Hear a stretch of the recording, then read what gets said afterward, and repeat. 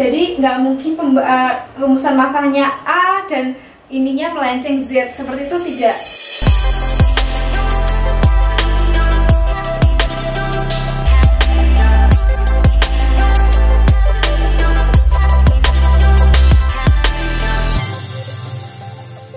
Halo sahabat juara, kembali lagi bersama saya Sofia Paradiana di Arena Lomba, berbagi informasi untuk Indonesia berprestasi. Nah sahabat juara, kali ini saya akan sharing cara membuat karya tulis ilmiah, atau tepatnya di bagian isinya. Nah di bagian isinya karya tulis ilmiah tentu berbeda dengan di esai, meskipun sama-sama berwujud karya tulis. Nah namun itu berbeda. Nah mari kita simak video ini. Sebelumnya agar channel ini berkembang, jangan lupa untuk like, komen, dan subscribe. Oke, langsung saja. Yang pertama yaitu kita di bab 2 itu ada landasan teori atau tinjauan pustaka. Jadi bisa sesuai dengan permintaan Bapak Ibu guru atau dosen atau juga panitia penyelenggara. Biasanya panitia penyelenggara menuliskan tinjauan pustaka, tapi ada beberapa juga yang menggunakan landasan teori. Nah, landasan teori ini isinya apa saja? Nah, ini berisi tentang penelitian-penelitian yang sudah pernah dilakukan. Itu penelitian sejenis yang pernah dilakukan, misalkan ekstrak etanol dari tongkol jagung. Nah sebelumnya juga pernah ada gitu dari tongkol jagung juga gitu. Nah perbedaannya apa? Nah kita boleh mengambil dasar-dasar tersebut dan kita letakkan di bagian bab 2, tepatnya di landasan teori. Nah ini berisi teori-teori yang mendukung dalam pembahasan karya tulisnya nanti. Jadi landasan teori ini biasanya itu saya poin-poin, misalkan tadi tentang Paley hard disk, yaitu Papaya-Leaf Candy Lozenge, tablet hisap inovatif. Nah saya biasanya dari keywordnya yang saya buat di abstrak tadi, yang di abstrak itu keywordnya apa saja, misalkan ada 3, biasanya juga saya landasan teorinya juga ada 3, biasanya juga lebih, misalkan 5 juga saya buat 5, bisa juga lebih, seperti itu. Nah nanti keywordnya itu yang mendasari landasan teori ini kalau saya, seperti itu. Nah selanjutnya yaitu di bab 3 yaitu metode. Jadi di landasan teori tadi kan meskipun hanya landasan teori saja, tapi di poin-poin, misalkan bab 2 itu bisa Romawi seperti ini, atau bisa juga angka. Kalau di program kreativitas mahasiswa dimintanya angka dan tidak di enter seperti ini. Jadi langsung bab 2 bab 3 angka 3, langsung metode penelitian di sampingnya, seperti itu. Namun ada juga yang mintanya panitia itu di enter gitu. Nah itu sesuaikan dengan peraturan. Nah kalau landasan teori atau tinjauan pustaka itu kan misalkan bab 2 tinjauan pustaka atau landasan teori. Nah itu 2.1 misalkan apa, 2.2 apa, 2.3 apa, dan seterusnya, sebanyak yang ingin kalian sampaikan di paper kalian tersebut. Nah di bab 3 ada metode penelitian atau penulisan. Nah ketika penelitian, jadi menulisnya metode penelitian, nggak usah ditulis metode penelitian atau penulisan, seperti itu sahabat juara. Nah ketika itu hanya ide atau gagasan, silahkan dituliskan bab 3 metode penulisan, seperti itu. Nah selanjutnya ini jenis penulisannya, ada deskriptif, ada eksperimen. Ini secara garis besarnya saja. Nah deskriptif itu menggambarkan, jadi penelitian atau risetnya atau yang kalian tulis itu menggambarkan apa dan seperti apa, silahkan dituliskan. Biasa kalau eksperimen, di eksperimen itu dituliskan kapan kalian lihat penelitian, waktunya itu bulan apa, tanggal berapa, bulan berapa, tahun berapa, di mana. Biasanya juga kalau eksperimen ada alat bahan. Nah alat bahan ini juga ditulis di metode penelitian. Misalkan alatnya apa, harus disebutkan, misalkan alat ya kan, alatnya itu harus mereknya apa, itu sampai harus detail. Misalkan alatnya itu dari Jerman, silahkan dituliskan. Kalau itu emang tipenya seperti itu, silahkan dituliskan lengkap, seperti itu.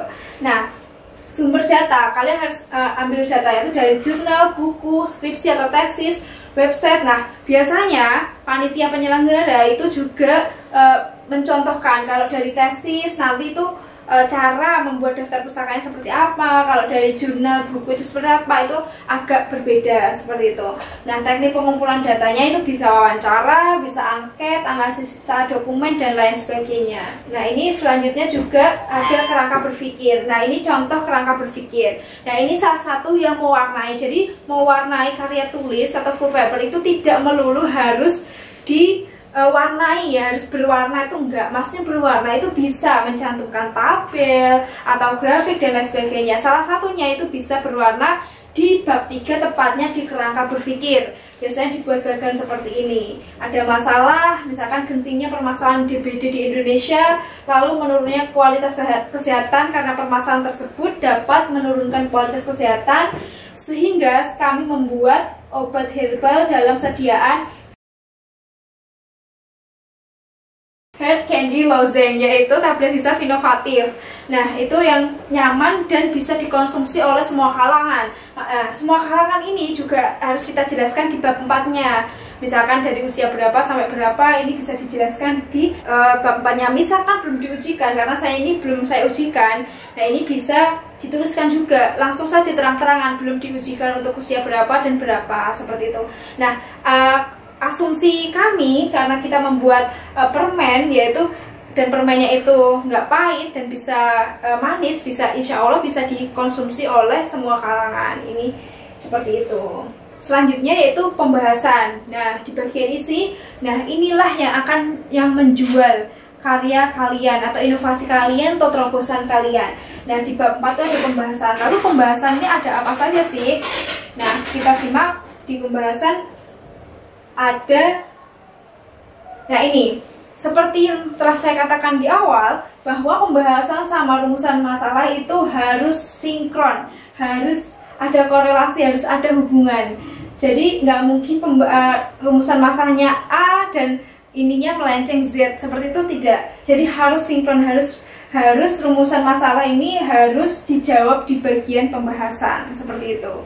Oke, selanjutnya pembahasan itu isinya memaparkan hasil atau produk atau sistem atau aplikasi atau gagasan secara detail. Gambarnya seperti apa, misalkan ada gambar dan lain sebagainya. Gunakan gambar terutama saat menjelaskan proses atau sistem. Misalkan itu aplikasi, gimana caranya mengoperasikan, atau misalkan alat atau misalkan mesin, cara mengoperasikan itu seperti apa. Karena kita yang membuat tentu kita tahu, tapi masyarakat yang menggunakan belum tentu tahu seperti itu. Jadi kita harus menjelaskan dan memaparkan implikasi atau kebermanfaatannya alat atau aplikasi atau produk yang kita buat itu apa, seperti itu.